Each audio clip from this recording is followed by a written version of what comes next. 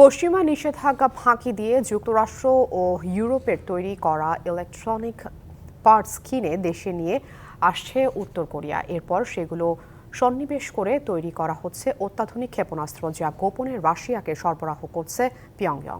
ইউক্রেনের লক্ষ্যবস্তুতে আঘাত হানতে উত্তর কোরিয়ার এসব স্বল্প পাল্লার মিসাইল ব্যবহার করছে রুশ সেনারা। আন্তর্জাতিক আইন লঙ্ঘন করে অবৈধ অস্ত্র বাণিজ্য করায় রাশিয়াকে জবাবদিহিতার আওতায় আনার দাবি জানিয়েছে যুক্তরাষ্ট্র। ইউক্রেনের খার্কিভের ভবনে গেল জানুয়ারিতে একটি অপরিচিত ক্ষেপণাস্ত্র আঘাত হানে। পরে বিভিন্ন অংশ পরীক্ষা নিরীক্ষায় ধরা পড়ে ওই ক্ষেপণাস্ত্রটি উত্তর কোরিয়ার তৈরি। ইউক্রেন বলছে, জানুয়ারির পর থেকে উত্তর কোরিয়ার তৈরি অসংখ্য ক্ষেপণাস্ত্র দিয়ে আক্রমণ করেছে রাশিয়া। এতে অন্তত ২৪ জন নিহত হয়েছে, আহত হয়েছে ৭০ জনের বেশি।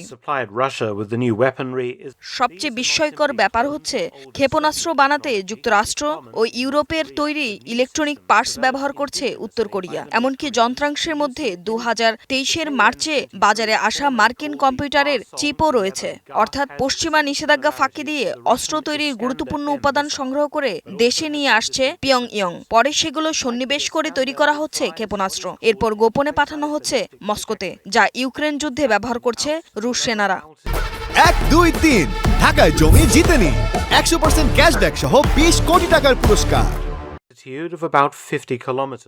গত শতাব্দীর ৮০ দশকে উত্তর আফ্রিকা ও মধ্যপ্রাচ্যের দেশে অস্ত্র বিক্রি শুরু করে উত্তর কোরিয়া। তখনকার অস্ত্রগুলো ছিল সেকেলে। তবে ইউক্রেনে ব্যবহৃত পিয়ংইয়ং এর হ্ওয়াসং সিরিজের ক্ষেপণাস্ত্রটি খুবই অত্যাধুনিক। এটি ৭০০ কিলোমিটার দূরের লক্ষ্যবস্তুকে আঘাত হানতে সক্ষম। উত্তর কোরিয়ার অস্ত্র ব্যবহার করায় রাশিয়ার উপর ভীষণ চটেছে যুক্তরাষ্ট্র। দেশটি বলছে, স্পষ্টতই আন্তর্জাতিক আইনের লঙ্ঘন করে অস্ত্র বাণিজ্য করছে মস্কো।